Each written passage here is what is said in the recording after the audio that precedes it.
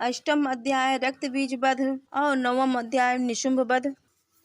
मैं अणिमा आदि सिद्धिमयी किरणों से आवृत भवानी का ध्यान करता हूँ। उनके शरीर का रंग लाल है, नेत्रों में करुण लहरा रही है तथा हाथों में पास अंकुश, बाण और धनुष शोभा पाते हैं। ऋषि कहते हैं, चंड और मुंड दो नामक दैत्यों के मारे जाने तथा बहुत सी सेना का संहार हो जाने पर दैत्यों के राजा प्रतापी शुंभ के मन में बड़ा क्रोध हुआ और उनके दैत्यों की संपूर्ण सेना को युद्ध के लिए कुछ करने की आज्ञा दी। वह बोला, आज उदयुद्ध नाम के 86 दैत्य सेनापति अपनी सेनाओं के साथ युद्ध के लिए प्रस्थान करें। कुंभ नामक नाम वाले दैत्यों के 84 सेना नायक अपनी वाहिनी से घिरे हुए यात्रा करें।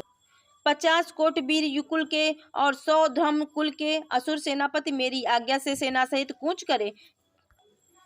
काल का दौहार्द मौर्य और काल के असुर भी युद्ध के लिए तैयार हो, मेरी आज्ञा से तुरंत प्रस्थान करे। भयानक शासन करने वाला असुरराज शुंभ इस प्रकार आज्ञा दे सहस्त्रों बड़ी बड़ी सेनाओं के साथ युद्ध के लिए प्रस्थित हुआ। उसकी अत्यंत भयंकर सेना आती देख चंडिका ने अपने धनुष की टंकार से पृथ्वी और आकाश के बीच का भाग बुझा दिया।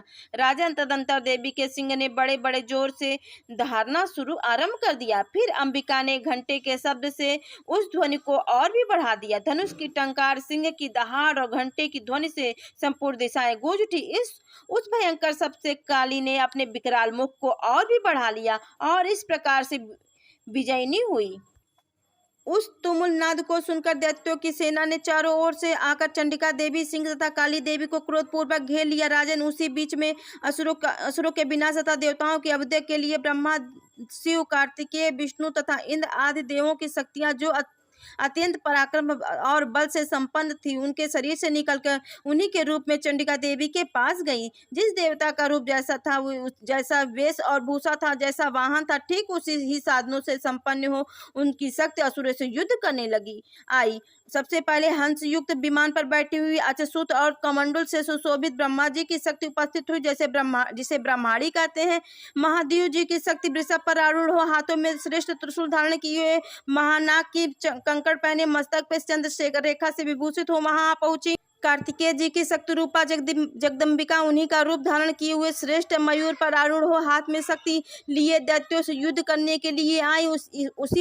इसी प्रकार भगवान विष्णु की शक्ति गरुड़ पर विराजमान होकर शंख, चक्र, गदा, शंख, धनुष तथा खड़ंग हाथ में लिए आई। अनुपम यज्ञ बाराह का रूप धारण करने वाली श्री हरि की जो शक्ति, वह भी बाराह शरीर धारण करके वहां उपस्थित हुई। नरसिंह शक्ति भी नरसिंह के समान शरीर धारण करके वहां आई। उनकी गर्दन के बालों के झटके से आकाश के तारे बिखेर पड़ते थे। इसी प्रकार इंद्र की शक्ति वज्र हाथ में लिए गजराज रावत हाथी पर बैठकर आई। उसके भी सहस्त्र नेत्र, इंद्र का जैसा रूप है वैसा ही उसका यश भी था। तदंतर उन देव शक्तियों से घिरे हुए महादेव जी ने चंडिका से कहा, मेरी प्रसन्नता के लिए तुमसे घृण असुरों का संहार। तब देवी के शरीर से अत्यंत भयानक और परम उग्र चंडिका का शक्ति प्रकट हुआ, जो सैकड़ों गदुड़ियों की भांति आवाज करने लगी थी। उस पर अपराजिता देवी ने धूमिल जटाओं वाले महादेव जी से कहा, भगवान आप शुंभ निशुंभ के पास दूत बनकर जाइए और उन अत्यंत गर्वीले दानव शुंभ एवं निशुंभ दोनों से कहिए, साथ ही उनके अतिरिक्त भी जो दानव युद्ध के लिए वहां उपस्थित हो उनको भी यह संदेश दीजिए, दैत्यों, यदि तुम जीवित रहना चाहते हो तो पाताल को लौट जाओ। इंद्र का त्रिलोकी का राज्य मिल जाए और देवता यज्ञ भाग का उपभोग करें। यदि बल के घमंड में आकर तुम युद्ध की अभिलाषा रखते हो तो आ जाओ, मेरी सिवाय तुम्हारे कच्चे मान से तृप्त हो। चूंकि उस देवी ने भगवान शिव को दूत कार्य में नियुक्त किया था, इसलिए वह शिवदूती के नाम से विख्यात हुई। वे महादैत्य भी भगवान शिव के मुंह से देवी के वचन सुनकर क्रोध में भर गए और वहां जहां कात्यायनी विराजमान थी उस ओर बढ़े। तदंतर वे दैत्य अमरस में भरकर पहले ही देवी के ऊपर बाढ़ शक्ति और सृष्ट आदि अस्त्रों की वृष्टि करने लगे। तब देवी ने बड़े खेल में धनुष की टंकार की और उससे छोड़े हुए बड़े बड़े बाणों द्वारा दैत्यों के चलाए हुए बाण, शूल, शक्ति और फरसों को भी काट डाला।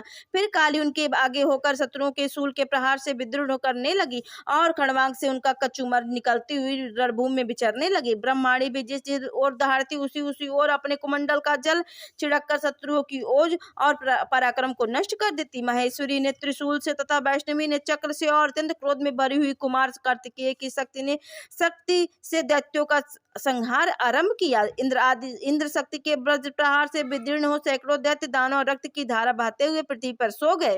बराही शक्ति ने कितनों को अपनी थुथुन की मार से नष्ट कर दिया। राणों के अग्रभाग से कितनों की छाती छेद डाली तथा कितने ही दैत्य अपने उसके चक्र की चोट से विदीर्ण होकर गिर पड़े।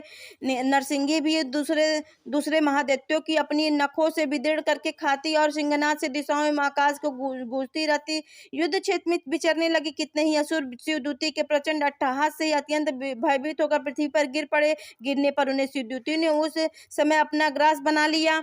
इस प्रकार क्रोध में भरे हुए मृतगणों को नाना प्रकार के उपायों से बड़े बड़े असुरों का गर्दन करते हुए देख दैत्य सैनिकों भाग खड़े हुए। मृतगणों से पीड़ित दैत्यों को युद्ध से भागते देख रक्तबीज नामक महादैत्य क्रोध में भरकर युद्ध करने के लिए आया। उसके शरीर में जब रक्त की बूंद पृथ्वी पर गिरी तब उसी के समान शक्तिशाली एक दूसरा महादैत्य पृथ्वी पर पैदा हो गया।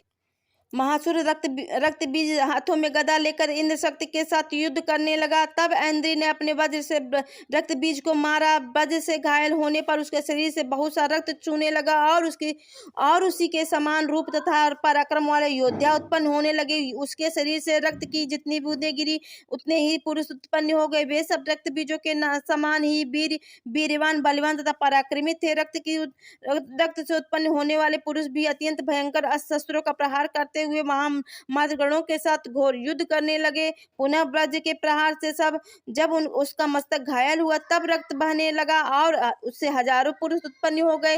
वैष्णवी ने युद्ध में रक्त बीज पर चक्र का प्रहार किया था। इंद्र ने उस दैत्य सेनापति को गदा से चोट पहुंचाई।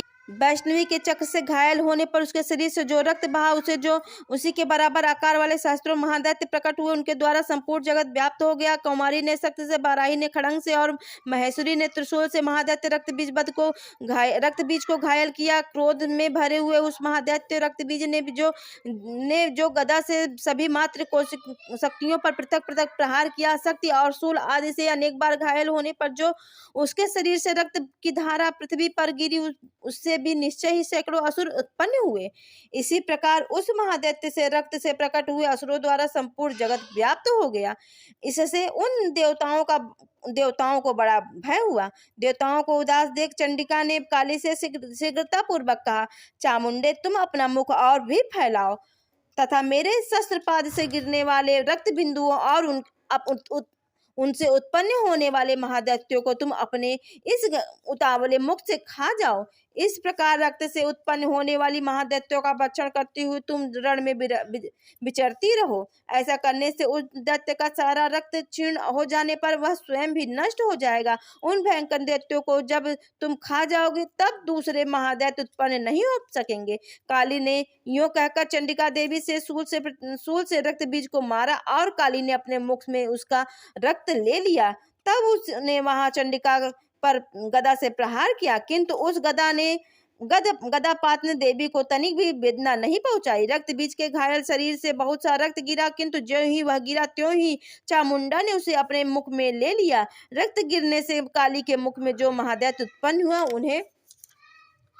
उन्हें भी वह चाट कर गई और रक्त भी पी लिया। तदंतर देवी ने रक्त बीज को, जिसका रक्त चामुंडा ने पी लिया था, ब्रज बाण खड़ंग तथा सृष्टि आदि से मार डाला। राजन, इस प्रकार शास्त्रों के समुदाय से आघात एवं रक्तहीन हुआ महादैत्य रक्त बीज पृथ्वी पर गिर पड़ा। नरेश्वर, अब उसने देवताओं को अनुपम हर्ष की प्राप्ति हुई और मातृगण उन असुरों के रक्तपान के मद से उदित सा होकर नृत्य करने लगा। इस प्रकार श्री मार्कंडेय पुराणी श्रवण की कथा, मनवंतर की कथा के अंतर्गत देवी महात्म्य रक्त बीज वध नामक 8वां अध्याय माँ दुर्गा को अर्पण है। निशुंभ वध 9वां अध्याय। मैं अर्धनारीश्वर के श्री विग्रह की निरंतर शरण लेती हूँ। उसका वर्ण बंदूक पुष्प और सुवर्ण के समान रक्त पीत मिश्रित। वह अपनी भुजाओं में सुंदर अक्षमाला, 5 अंकुश और वरदा मुद्रा धारण करती हैं। अर्धचंद्र उसका आभूषण है तथा वह 3 नेत्रों से सुशोभित है। राजा ने कहा, भगवान आपने रक्त बीज के वध से संबंध रखने वाला देवी चरित्र का यह अत्यंत महत्व मुझे बतलाया है। अब रक्त बीज के मर जाने पर अत्यंत क्रोध में भरे हुए शुंभ और निशुंभ ने जो कर्म किया उसे मैं सुनाना चाहता हूँ। ऋषि कहते हैं, हे राजन, युद्ध में रक्त बीज तथा अन्य देवताओं के मारे जाने पर शुंभ और निशुंभ के क्रोध की सीमा न रही। अपनी विशाल सेना इस प्रकार मारी जाती देख निशुंभ अमरस में भरकर देवी की ओर दौड़ा और उसके साथ असुरों की प्रधान सेना भी थी। उसके आगे पीछे और पार्श्व भाग में बड़े बड़े असुर थे जो क्रोध से ओठ चबाते हुए देवी को मार डालने के लिए आए। महापराक्रमी शुंभ भी अपनी सेना के साथ मृतगणों से युद्ध करके क्रोधवश चंडिका को मारने के लिए आ पहुंचा। तब देवी के साथ शुंभ और निशुंभ का घोर संग्राम छिड़ गया। वे दोनों दैत्य मेघों की भांति बाणों को भयंकर वृष्टि करने लगे। उन दोनों के चलाए हुए बाणों को चंडिका ने अपने बाणों के समूह से तुरंत काट डाला और शस्त्र समूहों की वर्षा करके उन दोनों दैत्यपतियों के अंगों में चोट पहुंचा। निशुंभ ने तीखी तलवार और चमकती हुई ढाल लेकर देवी के श्रेष्ठ वाहन सिंह के मस्तक पर प्रहार किया। अपने वाहन को चोट पहुंचने पर देवी ने छुरप नामक बाण से निशुंभ की श्रेष्ठ तलवार तुरंत ही काट डाली और उसकी ढाल को भी जिसमें 8 चांद जड़े थे खंड खंड कर दिया। ढाल और तलवार के कट जाने पर उस असुर ने शक्ति चलाई, किंतु सामने आने पर देवी ने चक्र से उसके दो टुकड़े कर दिए। अब तो निशुंभ क्रोध से जल उठा और उस दानव ने देवी को मारने के लिए शूल उठाया, किंतु देवी के समीप आने पर उसे भी मुक्के से मारकर चूर्ण कर दिया। तब उसने गदा घुमाकर चंडी के ऊपर चलाई, परंतु वह भी देवी के त्रिशूल से कटकर भस्म हो गई। तदंतर दैत्यराज निशुंभ को फरसा हाथ में लेकर आते देख देवी ने बाण समूहों से घायल कर धरती पर सुला दिया। उस भयंकर पराक्रमी भाई निशुंभ की धराशायी हो जाने पर शुंभ को बड़ा क्रोध हुआ और अंबिका वध करने के लिए वह आगे बढ़ा। रथ पर बैठे बैठे ही उत्तम आयुधों से सुशोभित अपनी बड़ी बड़ी 8 अनुपम भुजाओं से समूचे आकाश को ढककर वह अद्भुत शोभा पाने लगा। उसे आते देख देवी ने शंख बजाया और धनुष की चांकना भी उत्पन्न शब्द किया। साथ ही अपने घंटे के शब्द से जो समस्त दैत्य सैनिकों का तेज नष्ट करने वाला था संपूर्ण दिशाओं को व्याप्त कर दिया। तदंतर सिंह ने भी अपनी दहाड़ से, जिसे सुनकर बड़े बड़े गजराजाओं और महान मद दूर हो जाता है, आकाश पृथ्वी और 10 दिशाओं को बुझा दिया। फिर काली ने आकाश में उछलकर अपने दोनों हाथों से पृथ्वी पर आघात किया। उससे ऐसा भयंकर शब्द हुआ जिससे पहले के सभी शब्द शांत हो गए। तत्पश्चात शिवदूती ने दैत्यों के लिए अमंगलजनक अट्टहास किया। उन शब्दों के सुनकर समस्त असुर थर्रा उठे, किंतु शुंभ को बड़ा क्रोध हुआ। उस समय देवी ने जब शुंभ को लक्ष्य करके कहा, ओ दुरात्मा खड़ा रह। तभी आकाश में खड़े हुए देवता बोल उठे, जय हो जय हो। शुंभ ने वहां आकर ज्वालाओं से युक्त अत्यंत भयानक शक्ति चलाई। अग्निमय पर्वत के समान आती हुई उस शक्ति को देवी ने बड़े भारी लुक्के से दूर हटा दिया। उस समय शुंभ के सिंहनाद से तीनों लोग गूंज उठे। राजन, उसकी प्रतिध्वनि से वज्रपात के समान भयानक शब्द हुआ जिससे अन्य शब्दों को जीत लिया। शुंभ के चलाए हुए बाणों की देवी ने और देवी के चलाए हुए बाणों के शुंभ ने अपने भयंकर बाणों द्वारा सैकड़ों और हजारों टुकड़े कर दिए। तब क्रोध में भरी हुई चंडिका ने शुंभ को शूल से मारा। उसके आघात से मूर्छित होकर पृथ्वी पर गिर पड़ा। इतने में ही निशुंभ को चेतना हुई और उसने धनुष हाथ में लेकर बाणों द्वारा देवी, काली और सिंह को घायल कर दिया।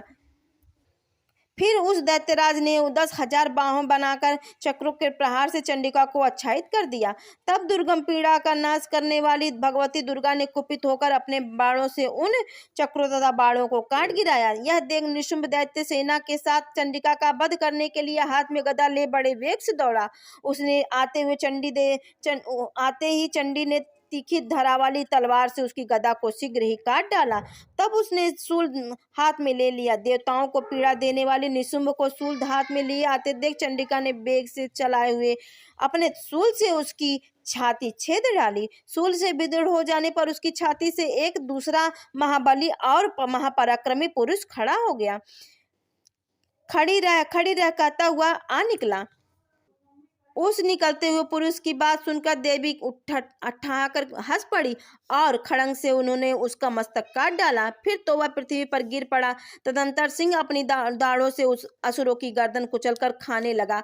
वह बड़ा भयंकर दृश्य था। उधर काली तथा शिवदूती ने भी यानी दैत्यों का भक्षण आरंभ कर दिया। कौमारी की शक्ति से विदीर्ण होकर कितने ही महादैत्य नष्ट हो गए। ब्रह्मांड के मंत्रपूत जल से निस्तेज होकर कितने ही भाग खड़े हुए। कितने ही दैत्य महासूरी के त्रिशूल से छिन्न छिन्न हो गए, धराशायी हो गए। बराही के तुतनु के आघात से कितनों का पृथ्वी पर कचूमर निकल गया। वैष्णवी ने भी कितने अपने चक्र से दानवों के टुकड़े टुकड़े कर डाले। ऐन्द्री के हाथ से छूटे हुए वज्र भी कितने ही प्राणों से हाथ धो बैठे। कुछ असुर नष्ट हो गए, कुछ उस महायुद्ध से भाग गए तथा कितने ही काली शिवदूती एवं सिंह के ग्रास बन गए।